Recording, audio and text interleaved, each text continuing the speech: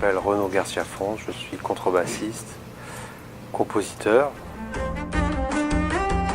C'était un coup de foudre quand j'avais 16 ans. Je voulais être musicien, hein. J'étais passionné vraiment de musique. Je faisais de la guitare classique et déjà du rock. Mais je n'avais pas trouvé mon instrument. Et j'ai eu l'occasion à 16 ans simplement d'essayer un instrument quelques instants comme ça, sans savoir en jouer bien sûr. Et là, ça a été vraiment un coup de foudre. Et comme tout coup de foudre, ça ne s'explique pas bien rationnellement, n'est-ce pas? J'avais 16 ans, là maintenant on est 34 ans après. J'ai continué cette passion assidûment. Mes inspirations sont multiples parce que tout simplement, je dirais, ma culture musicale, entre guillemets, est nourrie depuis mon plus jeune âge des musiques du monde, la musique classique bien sûr, du jazz, du blues, du rock et puis aussi du flamenco, des musiques orientales, je dis au pluriel, parce que c'est un monde de musique différent, que ce soit la musique indienne, la musique iranienne, la musique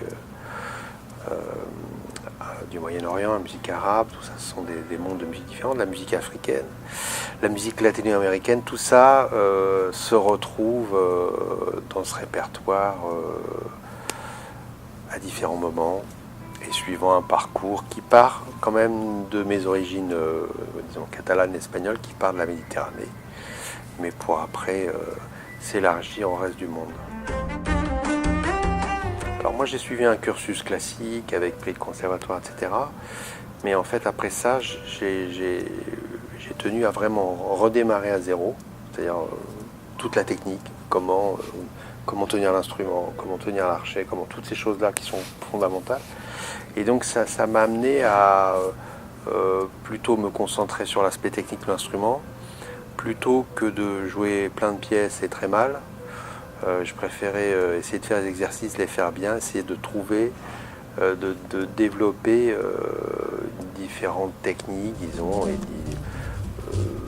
comme tout travail, comme travailler un sportif, disons, travailler différents aspects pour essayer d'aller plus loin, d'acquérir vraiment une grande liberté sur l'instrument, me permettant d'improviser, me permettant de jouer ce que j'avais en tête. La contrebasse, c'est un instrument assez ingrat. Si on veut le sortir, disons,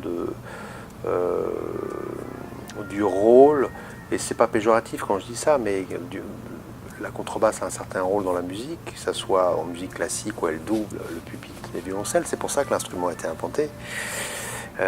Et puis dans le jazz, où il a son rôle de noblesse, mais qui ne fait entendre, à mon avis, qu'un certain aspect. Et donc, pour aller au-delà de ça, c'est vrai que ça oblige à s'imposer un travail de développement, de la technique, etc., etc.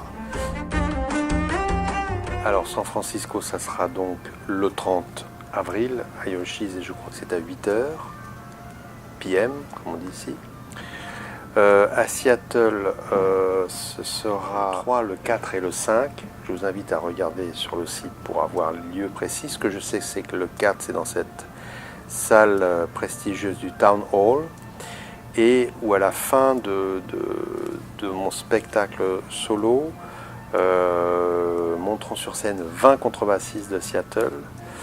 Et on jouera 2 voire 3 pièces, en tout cas au moins 2 pièces tous ensemble. C'est des pièces que, en tout cas pour 2 que j'ai spécialement écrites pour l'occasion, que nous allons répéter le jour même. Donc ça va être une nouveauté, ça va être un événement. Je pense que ça va être donc 21 contrebassistes sur scène. Je pense qu'on ne voit pas ça tous les jours. Je pense que je vais tout faire pour qu'ils passent une bonne soirée, pour leur montrer, leur démontrer que la contrebasse est un instrument, en tout cas dans mon rêve, à part entière. Un instrument qui a une voix universelle, à mon avis. Des voix. Je les invite à faire un voyage avec moi, c'est-à-dire c'est partager un moment.